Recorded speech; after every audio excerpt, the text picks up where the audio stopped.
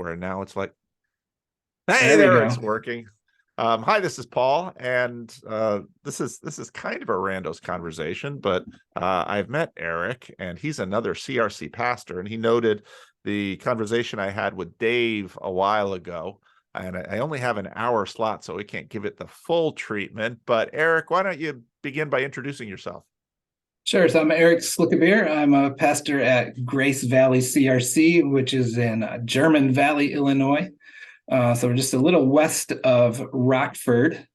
So we're in the cornfields, sort of almost Wisconsin, almost Iowa. But it's How long has that church been there? actually it's over 150 years.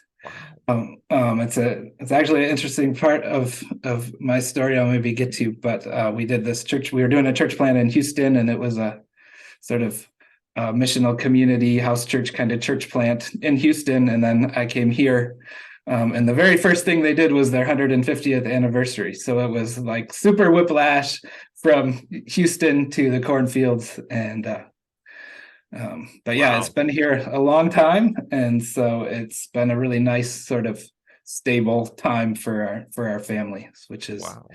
different than what we've had before. So it's Yeah. been really good. All right, so let's get into your story. Yeah, so I was born and raised in Kalamazoo, so we're not quite Grand Rapids. You're talking about this morning. I saw you talk about Kellogg cereal. Yeah. Well, that's Battle Creek, but you talked about Grand Rapids as Jerusalem. Yeah. This is like Yeah. Galilee or something. So, but I grew up in a nice, stable, middle class house. Went to the Christian school. We went to a RCA church in Kalamazoo, pretty typical. Church that I moved from the city into the towards the edges of town. I remember that when I was 5, 6, 7. So I remember being part of that. They were building a new building, and it was pretty exciting and all of that. And kind of some vague memories of that church. Having a 100-year anniversary back then too. But yeah, I think it was pretty typical, pretty happy childhood. We didn't ever, really need anything. We didn't have everything, but one sort of interesting thing about my family, my mom had a really tragic childhood. Her mom died in like a freak accident while she was in the car with her brother and sister. So they were all young, and it was just a totally freak thing. But and then a few years after that, her brother died of leukemia when he was 5. And then her dad had some mental health stuff, and he was not able to take care of them. So they were raised mostly by her grandparents, who were wonderful people. And, they had a really good childhood with them. But one of the things I'm realizing now is how much sort of anxiety was in our family, just because, there's always a fear something could happen. Yep. And so I learned, pretty early on that one of my jobs was to lower the anxiety, which I'm learning now as a pastor. That's a good skill to have if you can do it well. There's bad ways to do that and good ways to do that. But that's the thing, just sort of a piece that's in the background there. And I think probably part of, what I see helping in my job now. So yeah, it was a pretty typical RCA church, and we went there, went to the Christian school, graduated, and I had no idea what I wanted to do. So I went to the community college. I could play baseball there. So I did that and get some stuff out of the way while I figured out what it was. And the first day there, I was waiting for my first class in the morning, and who's now my wife, walked down the hall.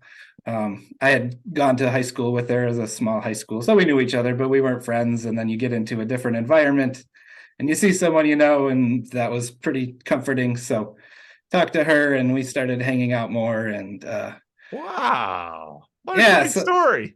Yeah, so that was good. And by the time I got done with 2 years there, I still didn't know what I wanted to do, but I liked that part of things. So we got engaged and married, and we got married when we were 20. So wow.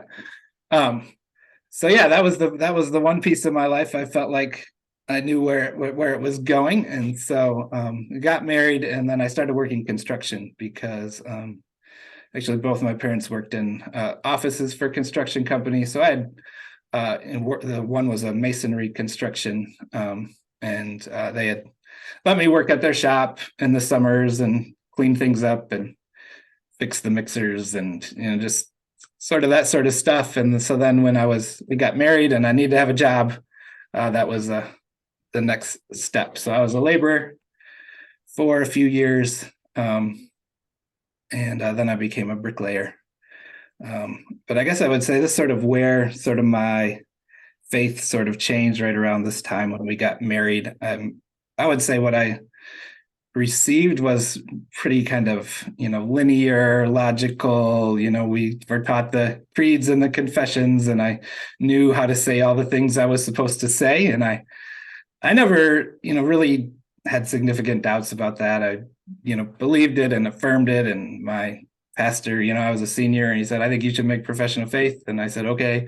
And and I did it. And that was sort of, it was just generic, sort of. That's how I would describe it. I knew all the things. So we got married, and we were living in a house, one of my wife's parents' rental houses. They have a farm in Martin.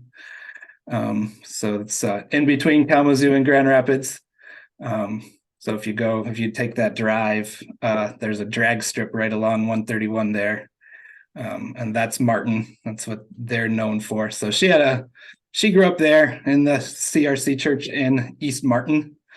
And so we're trying to decide, then we're young, we're married. Do we go to her church? So that was sort of, small, very traditional. Do we go to my church that was, had a few more people, a few more stuff, but it was 30 minutes away? Do we go find another church and start fresh? Because, there's 25 of them in Kalamazoo. So, so we were trying to sort through that. And I think it was, maybe a time when I really prayed and sort of expected God to answer. And we got some good advice about, just being where you can be available and being where you can serve and, be a part of the community rather than driving all the way and not being able to participate as much. And we thought that made sense. So we kind of made a decision to go there. And when we got there, the next week, it felt like God was confirming that. Mm-hmm. And that was like the first time where it felt like personal, like God is like not just a generic, he died for the world, but like, he's working in a specific way. Mm-hmm. And so that was sort of really kind of changed things for me. Mm-hmm. So that was now this is a real thing. Mm-hmm. And so we were there for a couple of years. We moved back to Kalamazoo and bought a house. And about that time, one of our really good friends got hired as the youth person at the church I grew up in. So we ended up back there, and we really jumped into all of the church stuff. A few years we were volunteering to do the youth ministry with my friend, and we were, did a thing as a deacon a couple of years in, and we were just really involved in all of that stuff, and that was good. But then we were bumping up against a bunch of things. The church there was some good things happening, and then we want to keep doing more things, and you're bumping up against all of the traditional stuff. And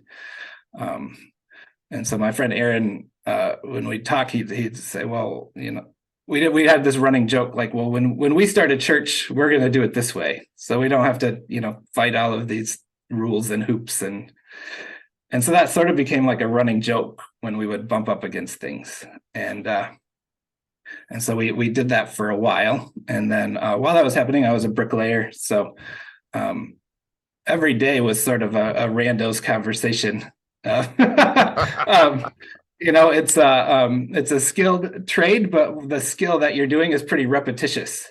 And so you're working sort of arm to arm with a bunch of guys all day long. And so, and I love that part of it.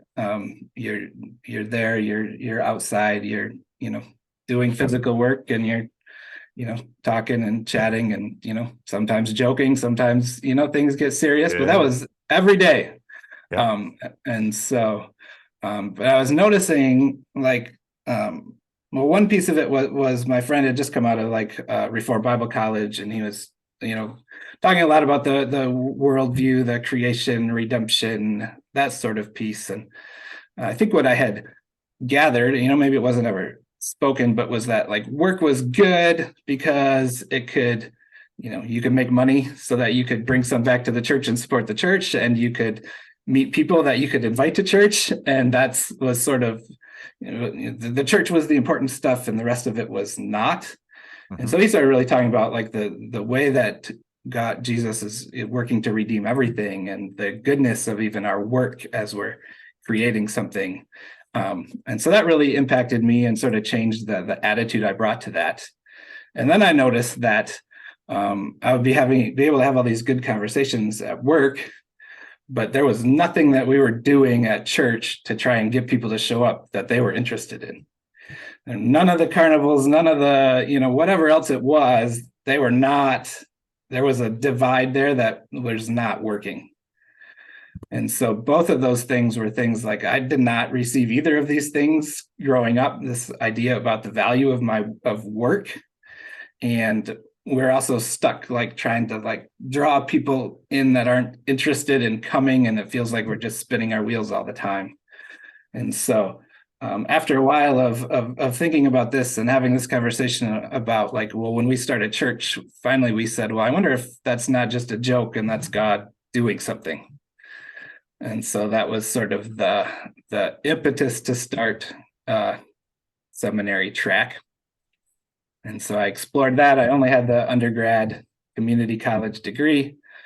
So I ended up at Cornerstone. They had an adult program then. And it was the early days of the online school. So I was one of the first people through that at Cornerstone. We had our first child. We had our one son, and then my daughter was born the week I started that program. So, so I was doing construction. We had two kids, and then I was trying to do school at night after. Fortunately, they weren't going to bed too late, so I could do my school after they went to bed and get up and get to work. And did that program, and then I went to Grand Rapids Theological Seminary because I was thinking about wanting to do the church planting thing, and Calvin wasn't doing a lot of church planting stuff in the mid 2008, I guess, is when I started. So so my joke is I'm really kind of the outsider in the CRC because I went to seminary in Grand Rapids and didn't go to Calvin. Wow, that's interesting. Yeah, that's unusual. So so I did that, and it worked out good. That's Calvin, you had to really give him 3 years of your life. And we had two kids. Our third son was born, or our third child was born during my first semester of seminary. And so I was still trying to put together some income and do all of this. And we couldn't make the Calvin, stop your life for 3 years work. So, but I was able to do the EPMC along with it and transfer those in, and not EPMC is a program that Calvin Seminary has. If you get your theological degree from a different seminary, in order to become ordained in the Christian Reformed Church, you have to go through this program where you pick up Christian Reformed Church history and a few other things to sort of help the CRC say, okay, he should know our community well enough to be able to serve as a minister within this denomination. Just want to, most people out there, when they hear EPMC, they won't have any idea what you're saying. It's the hoops you have to jump through to get in. So, so we did that. Along the way, we got involved in a church plant near Kalamazoo. And then I did an internship in Fort Wayne after that. So there was a semester of seminary. I was commuting back and forth between Grand Rapids and Fort Wayne, Indiana. And so we had, 3 kids, our oldest three, the third one will have a birthday in May. And so then we'll have 6 weeks where he'll be 15 and a 16 and a 17. Wow. And so when we were at Synod last year and we interviewed the seminary professors, my takeaway was I'd kind of like to go back to seminary when I could remember some of it, because I made it through, but those were rough days. Yeah, I can imagine. But we made it. Yep. We did that. We ended up in Grand Rapids for the last year, and by the end of all that, we were. So I'm not sure that this church planting thing is right now, because we were wore out just from getting there, and thought maybe we can I can find a job as a pastor at a church plant where the pastor's leaving or something, so it still has some of this missionary DNA, but isn't the old traditional thing. So I talked to some of the home missions people about that, and they said, well, just go to the church planning assessment center, because you'll at least meet the people that would know where that job is. So we went, and by the end of that, they said, we really think you should go plant a church now, and not do some of this other thing. There was another church that seemed promising that we sort of expected to go to.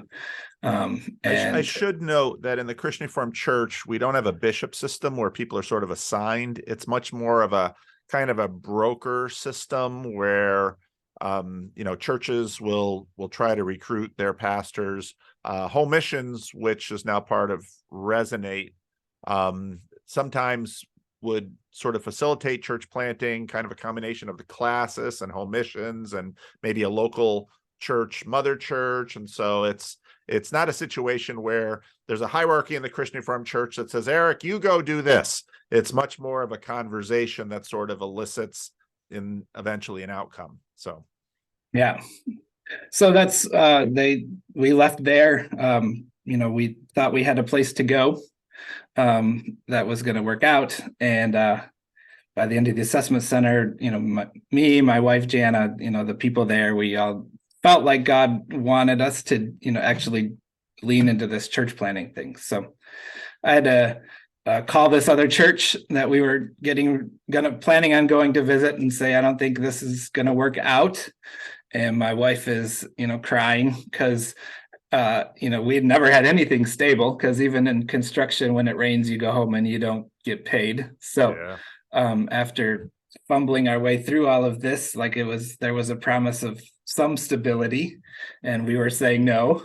And it was just a few minutes later that my friend Andy from Houston called and said, well, we're interested in you guys coming down here. So it wasn't well, this is the thing then, but it was a pretty good confirmation that we could trust God was going to take care of us and get us what we needed. What year was this? 2011. Okay, so this was sort of at the end of the big Christian Reformed church planting push. There are a lot of Christian Reformed. Houston was one of the places that the Christian Reformed Church was trying to plant a lot of churches. We planted a number here in Sacramento. There are a few areas of the country where church planting was sort of hot, and Houston was very much one of them. So so they had a little bit of funding available at the classis level in that time. So we wwent and visited and ended up down there. And which was classis Rocky Mountain. Denver's a long ways from Houston. Yes. So twice a year we would do that. And so I did get to take an actual vacation out there recently, but for a long time I had been to Colorado like 6 times, but I'd never done anything but drive to the classes meeting and back to the airport. So that was a nice way to see a very beautiful city. But so we ended up in Houston, and we were working on, this was also when sort of the missional community thing was a big thing in church planting, and the idea is sort of like a network of house churches basically, and each one has a specific focus. So that might be a neighborhood or a local school, or even a hobby or something, but this is something we're interested in and we want to invest in and sort of be missionaries to a specific people. And so that's what we were trying to do. And part of that also was they had some money, but not all the money. Yep. And so we were also had to be bivocational a little bit. And so my wife and I did a photography business, and we were doing weddings and families. And while it was not our goal, we ended up doing a lot of preschool pictures. Um, and the last year we were down there, we did preschool pictures of 1,000 preschoolers. So it was horrible. Not bricklaying, huh? Why not bricklaying? I mean, you had background in that. Well, when I did I did a little bit of that, some odd jobs and stuff, but the work in the north was union work and paid pretty well, and the work in Houston was not and didn't pay very well. So okay, makes sense. So we were trying to do that, and had some good days of that and some rough days of that, and we ended up there for 5 years. We had 2 more kids while we were in Texas. So we had 5 kids now, and we're trying to start a business, and we're trying to start a church, and ups and downs in both of them. But after like 5 years, they both were sort of on the down. And it was kind of one of those things where if it's so fragile, like the church planting thing, and especially something like that. So there was one point where, we thought we were close. We had a group of people we thought we could sort of hive off and start to look like what we wanted it to. And then, one family group is like, I don't think we can do this anymore. And another family group moved to the other side of the, Houston, and they're too far away to participate. And all of a sudden you lost 1/3 of your people. Yep. And you're sort of starting over again. Yep. And so at a certain point, kind of the momentum was just gone. Yep. And in sort of both places. And so I think it's time to wrap this up and see what's next.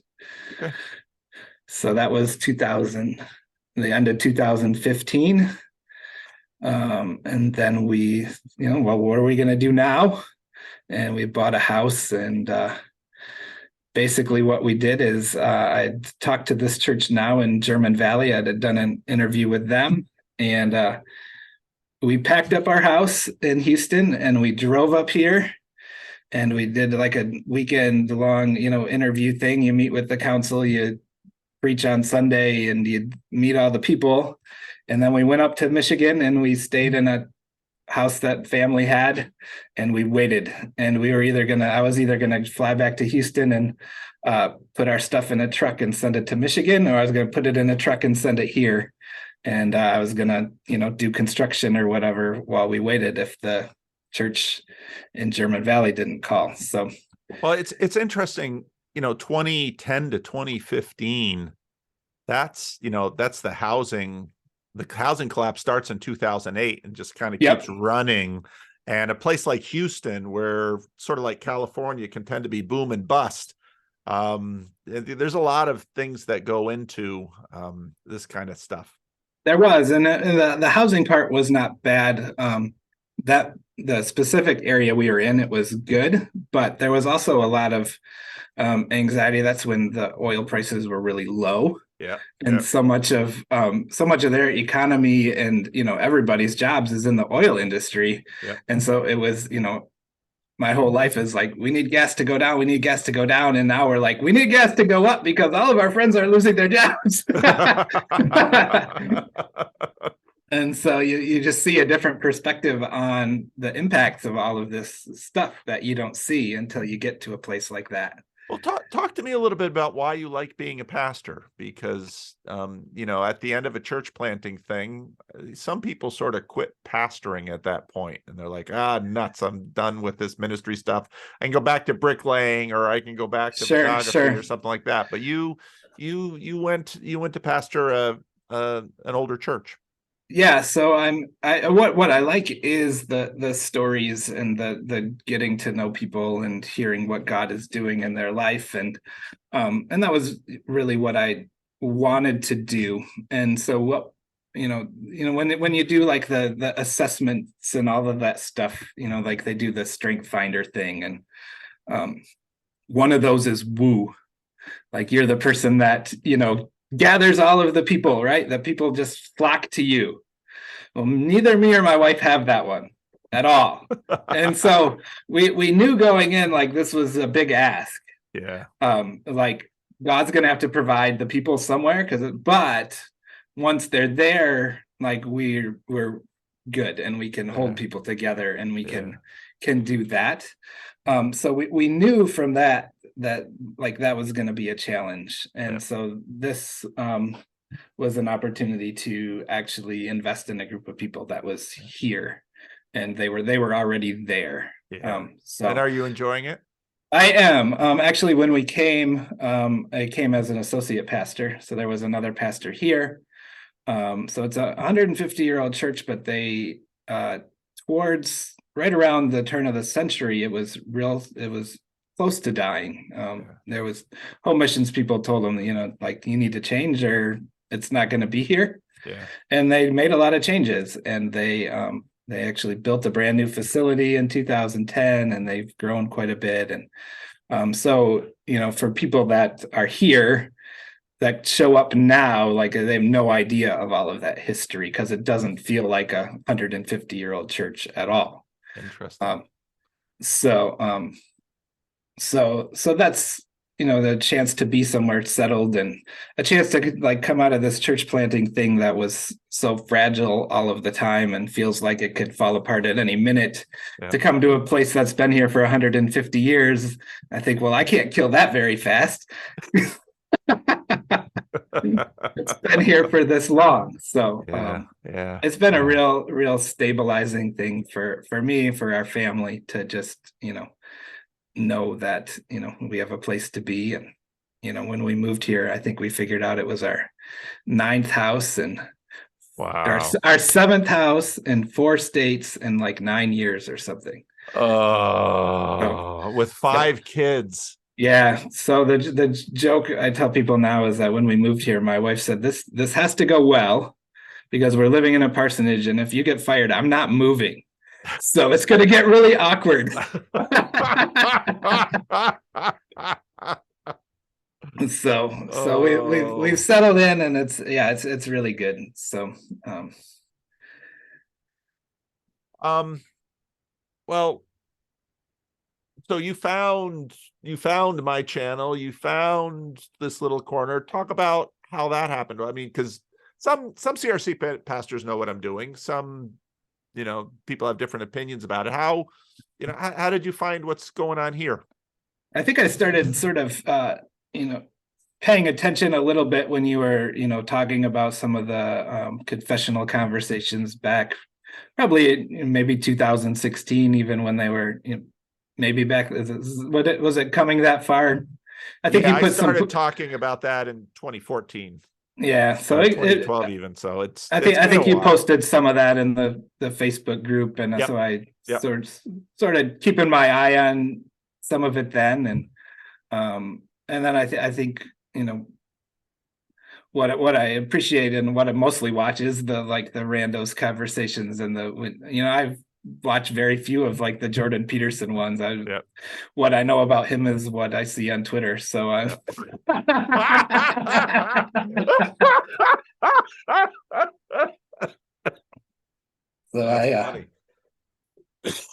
so I'll watch you occasionally just to moderate that and get the other side. But but so that's those are sort of the things that I like, and that's that's part of the piece that I don't get as much of now. Like I said, like working in construction, like all day was just talking to people, and you get some of that, but it's an interesting church in that there isn't another CRC church probably within 60 miles. So there's a few of them down by the river, the Fulton, Iowa, and then there's a few of them in the suburbs, but there's none here. And so instead of somewhere like Grand Rapids, where if you move out to the suburbs, you find another CRC church, as people have spread out here, they still come back. Because there's some RCA churches around, but there's, kind of generations of people that grew up here. And even though they're, 20, 30 minutes away, that's where they're driving to work. 30 minutes isn't a long drive. So, Right. So we're sort of spread out, so people aren't dropping in to church, unless there's something happening. So Okay. you got to be really intentional to have those conversations Yeah. with people also. So, Yeah. So that's sort of what I've been interested in watching you do, is you're, gathering these people and hearing their stories and putting them together. And I think, like, what is it like? You have I think one of the interesting things to me is that, like, there's such a broad reach, right? Like, it's the internet. Like, anybody can, conceivably find you. And so you talk a lot about, like, being high on openness, and I think that about myself also. But there's a lot of people that aren't, and when you're in a small community, there's a lot of people that aren't. And so how do we, where do we find these people here, these people that are searching? And it's a little bit harder ask, and it's been a little bit harder because of all the pandemic stuff. So so we were here for a few years, and then the pandemic stuff happens, and then there was a couple of years of really, stuff was happening, but not in the same way. So we're sort of another interesting thing we've been noticing lately is, even though it's been 6 years, it feels like people are just now starting to really open up, and you hear a little bit more of what's going on and what's been happening. So that's also, and some of that is the pandemic stuff, and some of that is some of what happened before and whatever. But I keep, like, how do we do more of what you're doing at a local level, when finding those people is, you can gather a group of very divergent people pretty quickly, and but it's a little bit harder here because there's just in general, because you never know who's going to show up. And right. And you're dealing with them in real life. I mean, in that sense, the internet is easy, because people can look at, oh, there's faces here, there are people that are logging in. Yeah, but there's 4 billion people on the internet, and certainly you're not exposed to all of them. But YouTube too sort of prompts you out there. And even if let's say 20,000 people see a video, even if 5 people pay enough attention and have enough interest to leave a comment or follow links and get on a randos conversation, that's still that's still a tiny percentage of the potential reach. And in a I always remind people sort of the difference between the Dominican Republic and here. In the Dominican Republic, people had more time than money. Here in America, people have more money than time. And so when people actually show up to something, drive to something, and then if they're doing it regularly, that's a huge commitment. And even in church parlance, churches basically aren't even satisfied with that. We want you not only to show up, we eventually want you to volunteer and give and commit. That's a far harder thing than just people showing up to watch PVK and a randos conversation or something about Jordan Peterson. For sure. Yeah. So that's a very real thing. Yeah. So I mean, we've done like a pub theology sort of group that, I hope we could do some more of that. And that's, worked okay for a while and got sort of shut down during COVID, and we're trying to get that going again, but it's still mostly people from here. And so that's hasn't been there, hasn't quite turned into the sort of dialogue that, maybe we hoped. But so I guess I'm sort of curious, like, what's the, like Bill Hybels, like, his thing was like the, like the local church is the hope of the world. And it was, like, is that same, like, how do we get people into church? And once they get to church, then they can hear the gospel and they can, do all of that. And, but there's a lot of people, more and more people that's not a useful thing anymore. So what do you see church looking like moving forward? How do what's the role of the church? Because I see like you have all these people that are curious, and you're like, well, sometimes people will pass through and stop by on a Sunday, and or they'll be local and visit on a Sunday, but they're not, the real life doesn't meet what you're, so what can we do as a church then to, I don't even Well, know exactly what the question is, right. but there's a but there's something there that I'm not sure, like, what do we just keep doing what we're doing and be welcoming, or is there something that we need to change in how we sort of receive people? Well, I think the fact that people are coming says that you're doing something right, in Sure, that there's a reason people are coming. sure. People are they're getting something from going to church. Now, I think if you were to press them and find out exactly what they're getting, it would be even difficult for the people who come to necessarily get that very clear or accurate.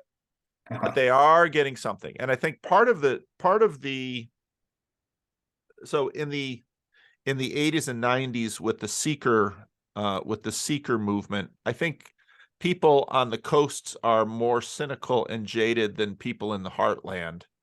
And part of what part of what I think turned people off of a lot of the church growth methodology and the seeker methodology, which began on the West Coast, was this sort of I this this image that the church is a corporation that is just trying to get customers so it can get their time, attention, and money.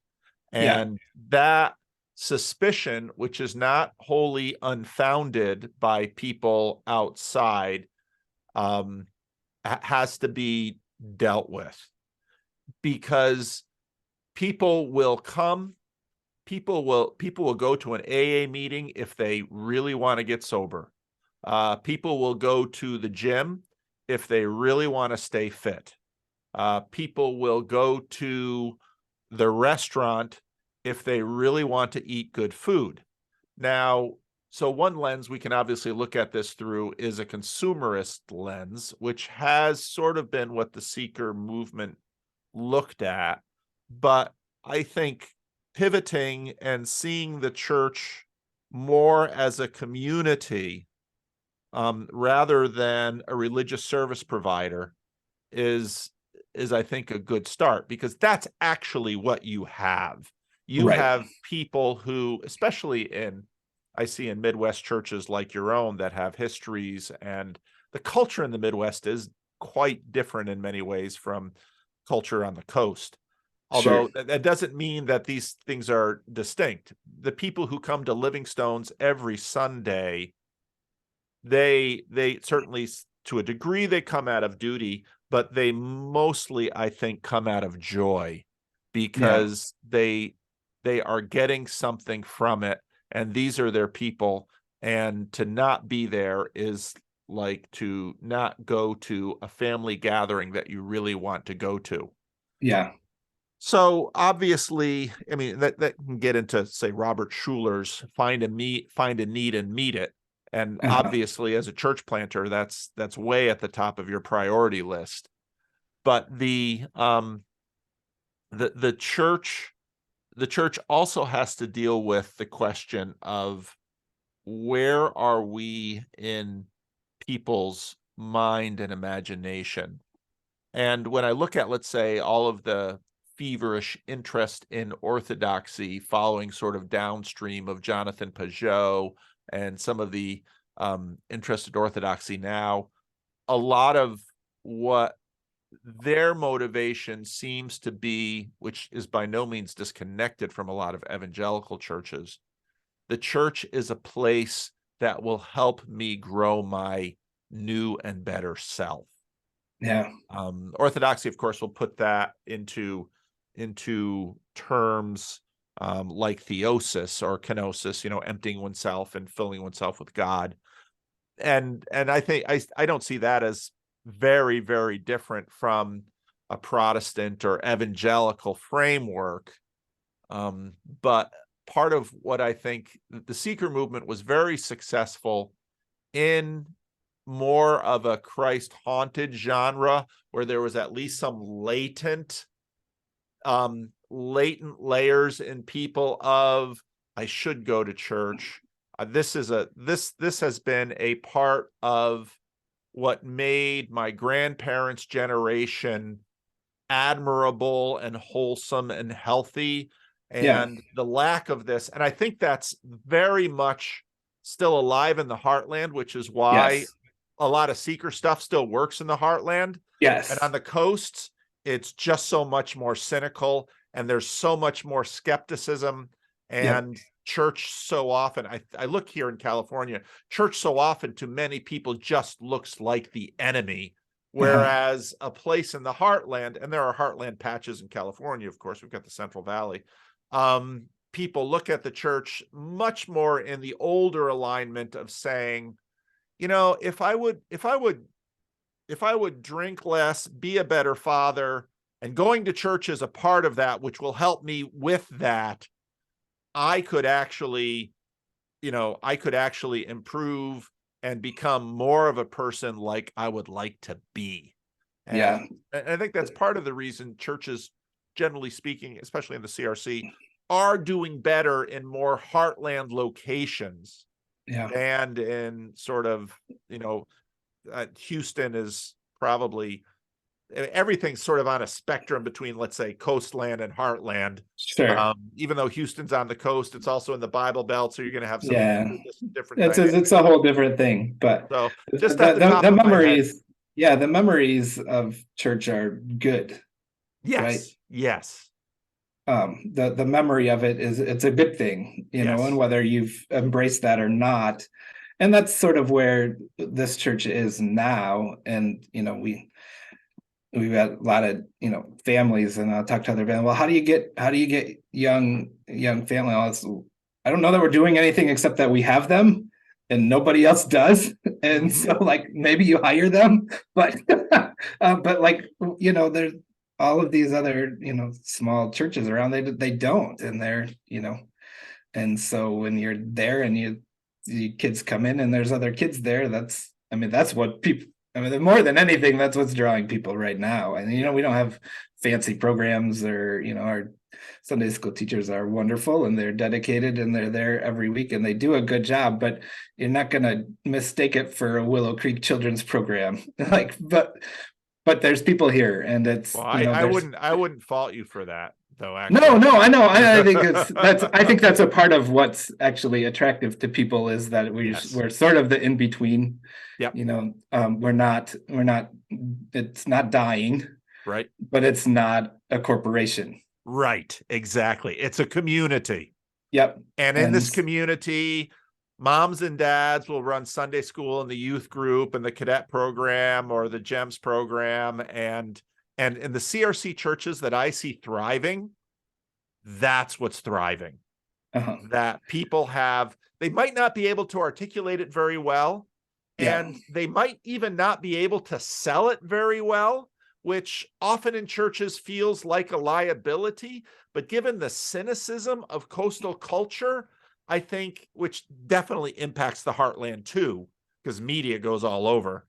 But I think that authenticity and that reality is something that corporations keep trying to manufacture and fabricate and sell, but it's what you have. And when people see it, they say, yeah, this is me teaching Sunday school. And the dirty little secret about teaching Sunday school is it's the teachers that learn more than the students. Yeah. Because oftentimes people come into church, it's like, they need a Sunday school teacher. I don't know if I could teach Sunday school. Well, here's some materials, you can work from that. So they get the materials, they start looking at it, and suddenly they now have to teach the Bible and the stories and all of that stuff. And so I've seen that over and over again, that it's the Sunday school teachers that are the ones that really start to grow in their faith. Sure. Because they're putting it all together. And so then what you have in a church like you just described sounds like you have an authentic Christian community that is actually doing the work of the church. Yeah. And I'll take that hands down, far and away, over a a church that is just so glutted with professional staff. Yeah. I'd much rather have a church that is full of volunteers, where people are figuring out how to do it, because the whole community just grows in that way. Yeah. Yeah. That's sort of some of the conversations we've been having. We have a couple teenagers that are, really good musicians. And so they're up there every Sunday. We have like the youth led worship service once a month. And I think what I've noticed about that is that, there's some churches where it's like, yeah, we need the kids, so I guess we have better let them up there and, grit your teeth through it. And the difference I've noticed is that they're really glad that they're there and enjoying it. And even if it's not their preference, that's right. That they know what the alternative is still. The people that have been here for a long time, they know what it was like 20 years ago. Yeah. And this is better than that. So. Yep. No, that's so true. And it's so, I mean, it's so healthy. It's also so real. I mean, and I'm glad you told your story, because in many ways, I mean, this is your story too. Yeah. I mean, you were that guy who went to community college, met your wife, but then suddenly you get into the church as an adult and something flips. Before, church was always just sort of given to you. And now suddenly it's like, well, wait a minute, where am I in this thing? And, it's, Rick Warren, Purpose-Driven Life, Rick Warren's Purpose-Driven Life. I remember reading that book and I thought, this book is just one campy cliche after another. But, there's a lot of truth in those campy cliches. Sure. Every member a minister. That's what the church should be. And people are using their gifts and ministering in their own way. And, with all of their quirkiness, in terms of the internet and this little corner, we got lots of quirks. I mean, we major, but that's always been, every ministry that I have been involved with is just always so quirky. I just seem to draw interesting, quirky people to myself. And so in that way, maybe that's why ministry on the internet fits with me better than a lot of ministry in real life, because ministry in real life, a lot of normal people, they've only got so much tolerance for the quirks. The internet seems to have a lot more. Yeah, that's the autodidact conversation you had, right? Like, what's the space for all of these weird people in church, and how do we do that? So you only got a few minutes, but maybe that's the other thing, is if this sort of increasing curiosity about spirituality and Christianity is a growing thing, what should churches be doing to get ready for that? You have any sense of that? I look at the story of my father, who grew up in little Christian Reformed churches on the prairie, Wisconsin, Minnesota, Iowa. Went to Calvin College, was studying chemistry first, and then decided to turn to pre-sem, went to Calvin Seminary, and then went to Paterson, New Jersey, which, thinking back on it now, of course, growing up, I never thought about it at all. But thinking back on it now, I think the only African Americans my father probably ever saw growing up were probably porters on trains, because there weren't any in Vesper, Wisconsin. There weren't any in Lighton, Iowa. There weren't any in Hancock, Minnesota. I mean, Vesper, Wisconsin, Lighton, Iowa, and Hancock, Minnesota during the 30s and 40s were no place. I mean, and these were little farming CRCs. And so my father goes to Paterson, just outside of New York City. He doesn't know anything about Black folks. He doesn't know anything about New York City, urban country. My father comes in there probably in some ways green as all get out. But you know what he knows how to do? He knows how to love people. Yeah. And my guess is a church like yours knows how to love people. And what I've seen again and again in the church is, you don't need a lot of book smarts. You don't even need a lot of theology. You don't need a lot. If you have love, you're mostly there. And you can, if you start with love and grow from there, almost anything good can grow. And so I think that there's too many things to try to learn if you're going to try to connect with people via expertise. Yeah. Because you can't predict all of the wonkiness and nerdiness and autodidactism that's out there. There's just way too much of it. So Yeah. where you start with is love. And no matter how strange most of the people are, people have a sense for love, and they will forgive. They will forgive ignorance. They will forgive campiness. They will forgive homeliness. They will forgive all of that stuff if there is love. Yeah. And that's the bottom line. That's where you always start. Yeah. So I think churches like yours should, I know churches in this media saturated cultures where you can find mega churches all over the place, small churches feel inadequate. And I think any small church that knows how to love should not in any way feel adequate, because I will take a small struggling church that can't seem to mount any kind of thing that people out in the world would look at and say, oh, that's spectacular. No, if that church knows how to love, that's the heart of it. And if you have the heart, even if you die, if you have the heart, I don't think the church is sent out to do anything better than to love. It's 1 Corinthians 13. If you have not love, you got nothing. If you have love, everything else will be given to you. So sure. Maybe that's a good way to end. I think so. Well, thank you, Eric. This has been delightful. I loved hearing your story. I mean, we met, we met at Synod a little bit, and I know that you're on Twitter and you're in the comment section sometimes, and a little bit. I can dive into things too deep, so I sort of need to hold myself back sometimes before it takes up all of my time. So you're a pastor of a busy church. You shouldn't spend too much time on YouTube or Twitter or the internet. You've got much more important thing, and you're a father of 5 kids who are still at home. So yeah, you've got a lot on your plate. I've got 5 kids, but they're all gone. And this, I'm really grateful that for my local church, they've really embraced what I've done, and they've seen the fruit of it. And so they bless it and they say, Paul, you go to it. So yeah, I'm blessed in that way.